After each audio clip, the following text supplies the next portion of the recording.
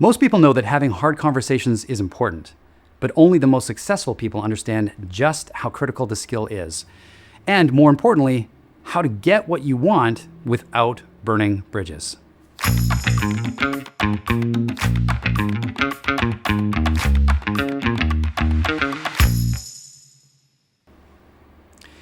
Let's say I want to tell someone that what they're doing isn't working for me, but I don't feel comfortable talking to them about it. If I don't address that issue with them directly, it'll come through in my behavior.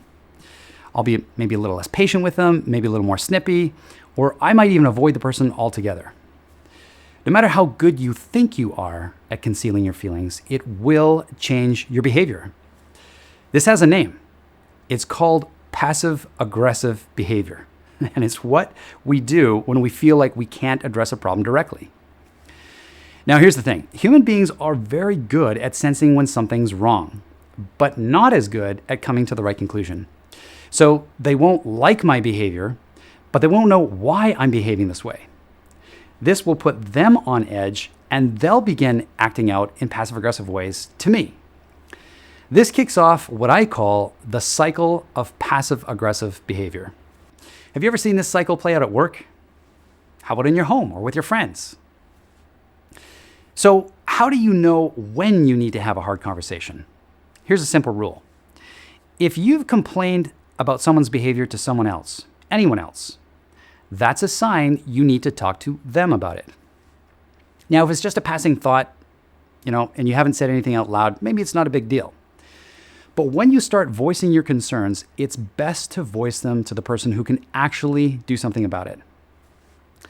A common mistake people make is thinking they need to have the whole conversation figured out before they start.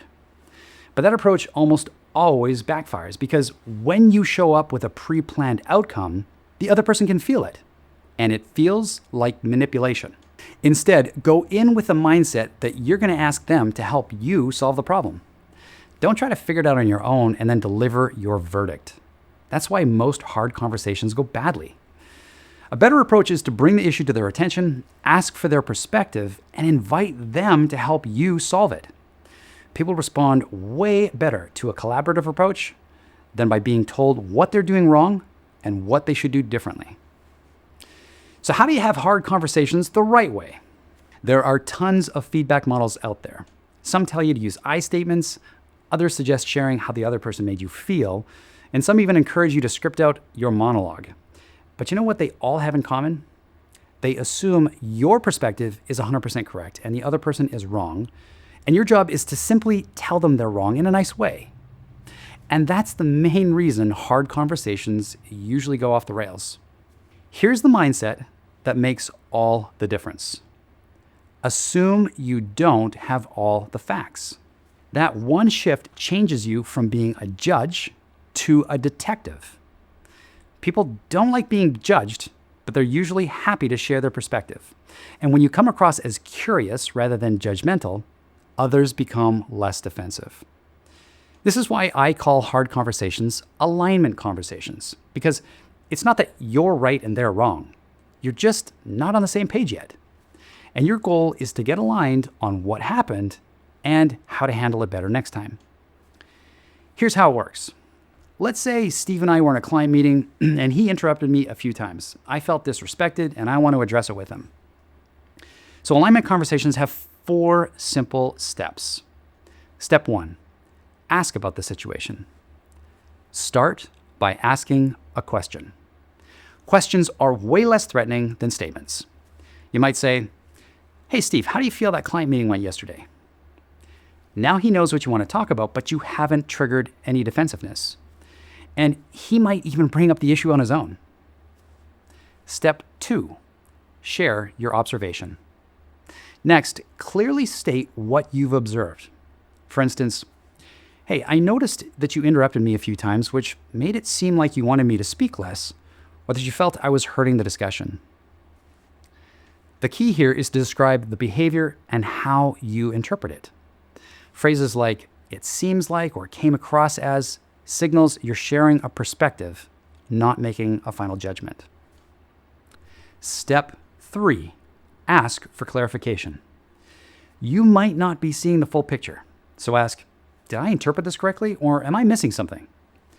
This changes the tone of the conversation from accusing to fact-finding, making you come across as someone seeking to understand rather than assigning blame. Step 4, focus on improving the future. Once you've both shared your perspectives, shift the conversation to solutions. Now, if their explanation resolves the issue, then great. But if not, you might say, hey, thanks for clarifying. What can we do differently to make this go better next time? The goal is to agree on what you'll both do going forward. Now, here's how the whole conversation might sound. Hey, Steve, how do you feel the client meeting went yesterday? I noticed that you interrupted me a few times, which made it seem like you wanted me to speak less or that you felt like I was hurting the discussion. Did I interpret this correctly, or am I missing something? Thanks for clarifying. So what can we do differently to make this go better next time?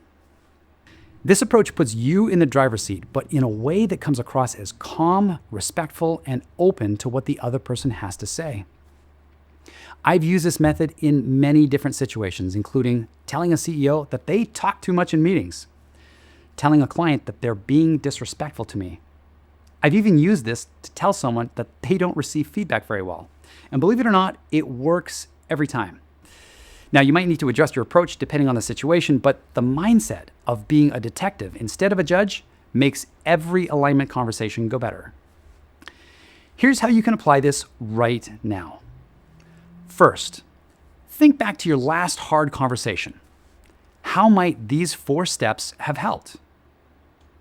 Then think about the next hard conversation you need to have. What's your opening question? How will you phrase your observation? And how will you invite their perspective? Now, you're ready to lead your next hard conversation, and lead it well. If you think this was helpful, please share this message on social media or email it to your friends, because I think we'd all like to live in a world where people feel comfortable addressing issues directly and respectfully.